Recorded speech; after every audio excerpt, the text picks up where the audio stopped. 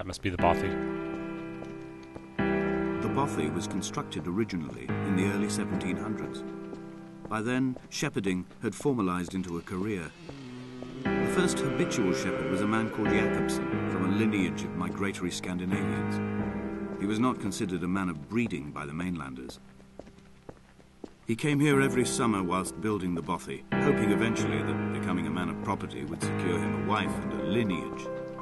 Donnelly records that it did not work.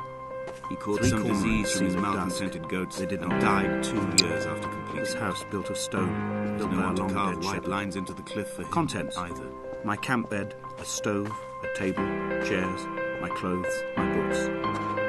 The caves that score out the belly of this island, leaving it famished. My limbs and belly famished. This skin, these organs, this failing eyesight.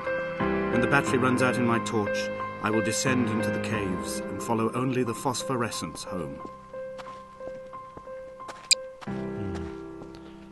So, sometimes the audio overlaps. Jakobsen was a shepherd who built the bothy. Died apparently of syphilis, I believe.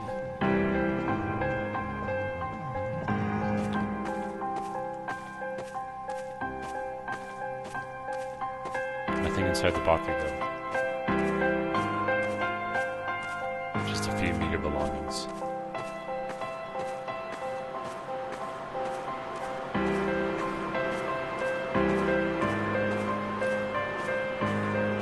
What to make of Donnelly, the laudanum and the syphilis?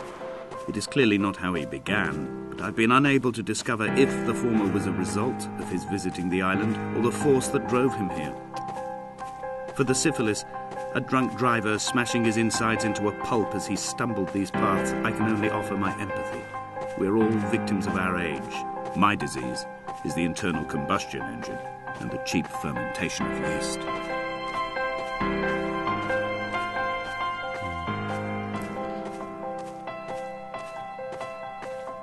Well, have you figured out what happened to Esther yet?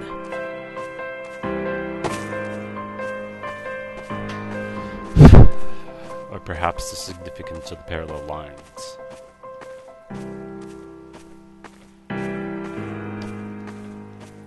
They found Jakobsen in early spring. The thaw had only just come. Even though he'd been dead nearly 7 months, his body had been frozen right down to the nerves and had not even begun to decompose. His fingernails were raw and bitten to the quick. They found the phosphorescent moss that grows in the caves deep under the nails. Whatever he'd been doing under the island when his strength began to fail is lost. He'd struggled halfway up the cliff again, perhaps in a delirium, perhaps trying to reach the bothy's fire before curling into a stone and expiring. Well, that's a little grim.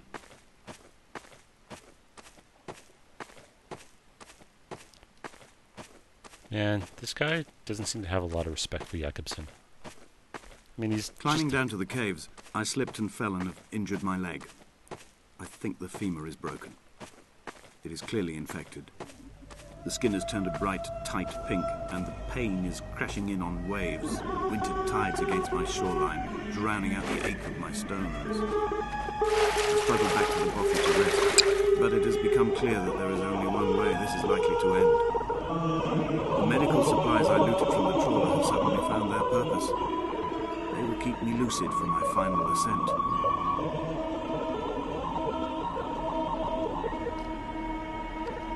It's very dark in the cave. Well, I'm not going back. I'm going in.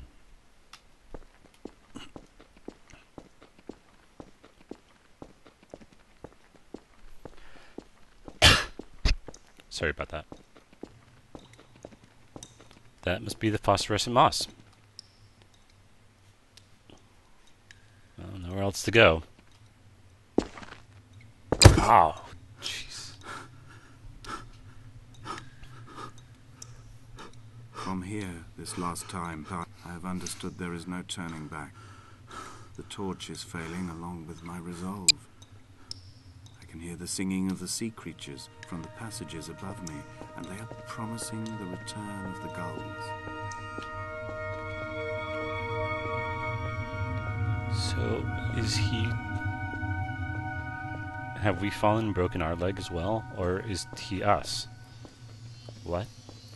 They'd stopped the traffic back as far as the Sandford Junction and come up the hard shoulder like radio signals from another star. It took 21 minutes for them to arrive. I watched Paul time it to the second on his watch. These look like electronics diagrams. I don't really know. But we'll continue onwards through the caves.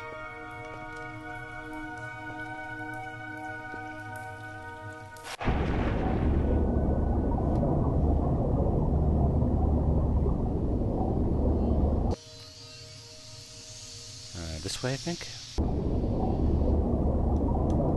I believe so.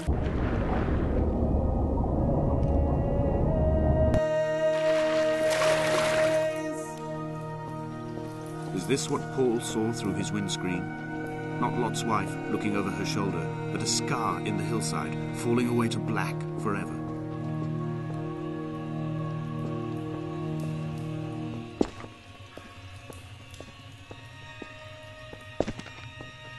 I don't have a lot of comments right now, folks. I think this kind of looks like a road map, possibly.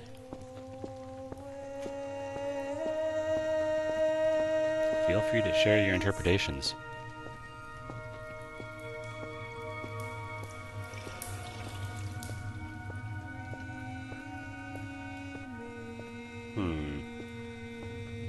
I'm traversing my own death throes.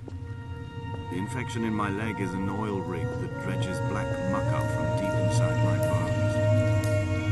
I swallow fistfuls of diazepam and paracetamol to stay conscious.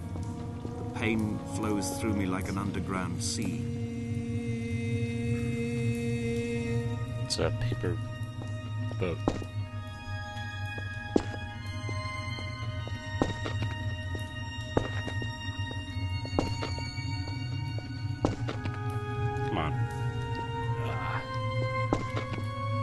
Some of the jumps are a little finicky.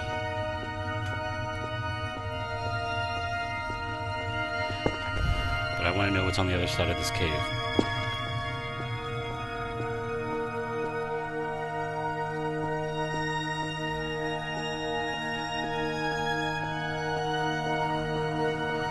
When I was coming round from the operation, I remember the light they shone in my eyes to check for pupil contraction.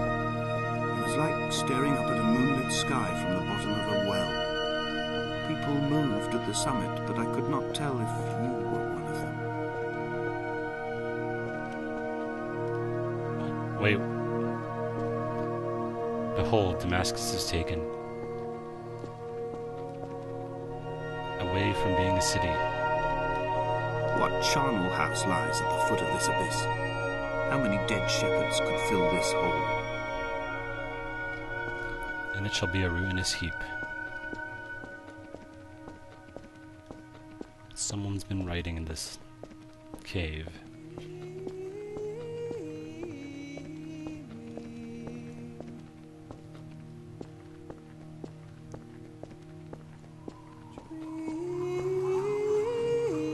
Another hole. Well,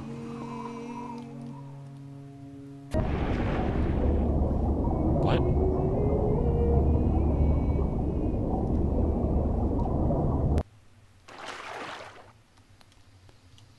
Yeah, that's a little odd. How are there cars inside the rocks?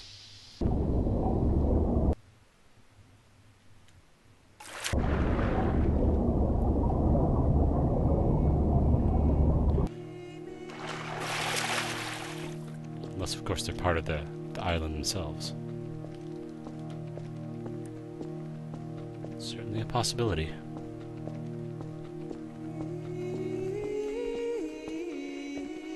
We know this island grows like a kidney stone.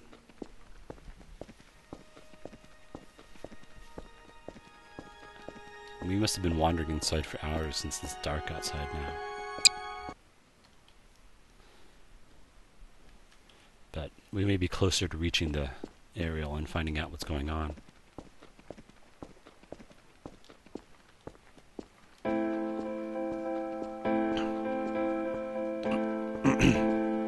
wish I could have known Donnelly in this place. We would have had so much to debate. Did he paint these stones or did I? Who left the pots in the hut by the jetty? Who formed the museum under the sea? Who fell silently to his death into the frozen waters? Who erected this godforsaken aerial in the first place? Did this whole island rise to the surface of my stomach, forcing the gulls to take flight? Wait, I think showing around him, I can't see.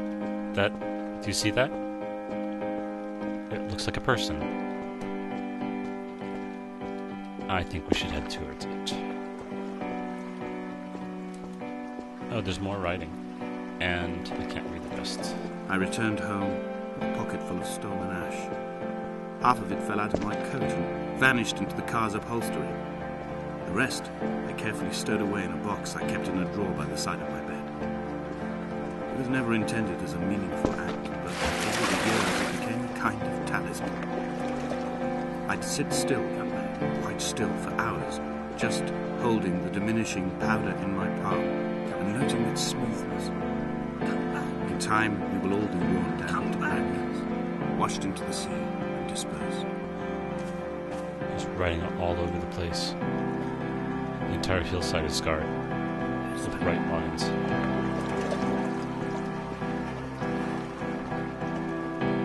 And he fell to the ground. Someone more versed in Bible verses probably know what all this means. Actually, I know what it means. It's fairly obvious from this point, but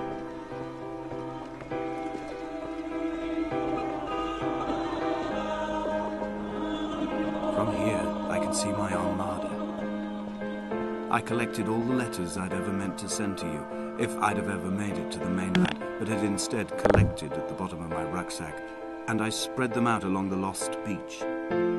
Then I took each and every one, and I folded them into boats.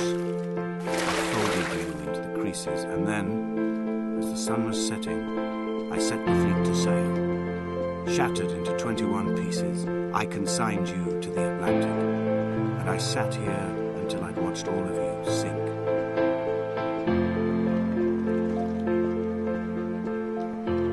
There's a path to the cliff face over here.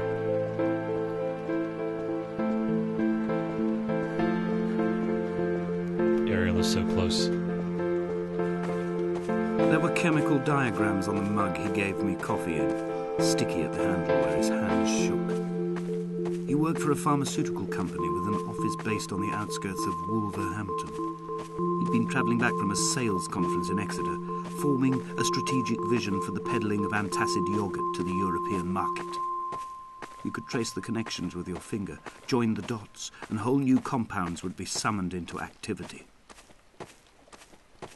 Maybe that would explain some of the chemical diagrams we've been seeing.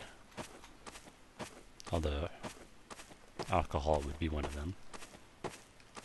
I will drag my leg behind me. I will drag it like a crumpled hatchback, tires blown and sparking across the dimming lights of my vision. I'm running out of painkillers and am following the flicker of the moon home. When Paul keeled over dead on the road to Damascus, they restarted his heart with the jump leads from a crumpled hatchback. It took 21 attempts to convince it to wake up.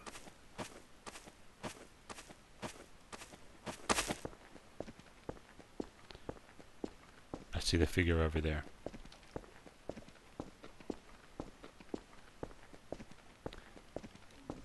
And I think perhaps it's writing on the walls, on the walls of the cliff over there.